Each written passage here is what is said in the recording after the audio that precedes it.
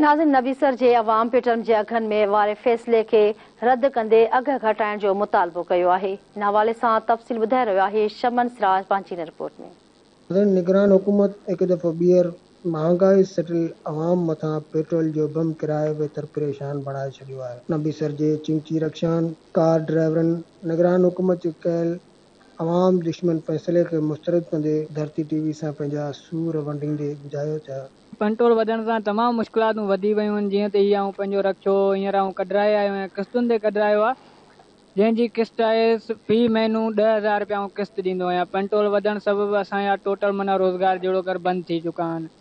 अगरि हिन रक्षे जी किस्त 10,000 रुपया महीनो कढां थो त पंहिंजा घर जो गुज़र सफ़र नथो हली सघे। आम माण्हू जेको आहे ॾाढो इन तकलीफ़ुनि में आहे ऐं इंतिहा तकलीफ़ जेका चइजे साई आहे। हाणे मामूली तकलीफ़ न पर घणी में घणी तकलीफ़ जेका आहे इहो ग़रीबनि खे आहे त की हू पंहिंजो गुज़ारो कीअं कनि ऐं पंहिंजे बचनि जो पेट कीअं पालीनि। इन खां अलावा जेका आहे मेडिसन बि महांगी थी चुकी आहे। ग़रीब माण्हू जेको आहे सो इलाज बि नथो कराए सघे। काफ़ी मुश्किलातूं वधी चुकियूं आहिनि। पेट्रोल ऐं खाधे पीते शयुनि में ज़ुल्म कयो पियो वञे, सरासर नाइंसाफ़ी कयो पई वञे। ऐं हीउ रक्षो हलाईंदो आहियां जेको कुंडरी खां नबीसर थर ताईं असां किरायो 800-900 रुपए में ईंदा आहियूं। उन रस्ते में असांजो 700-800 रुपए पेट्रोल ख़र्च थी थो वञे।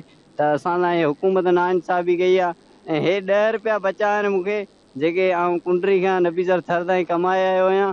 हाणे हिन मां कहिड़ो घर जो सामान कंदुसि।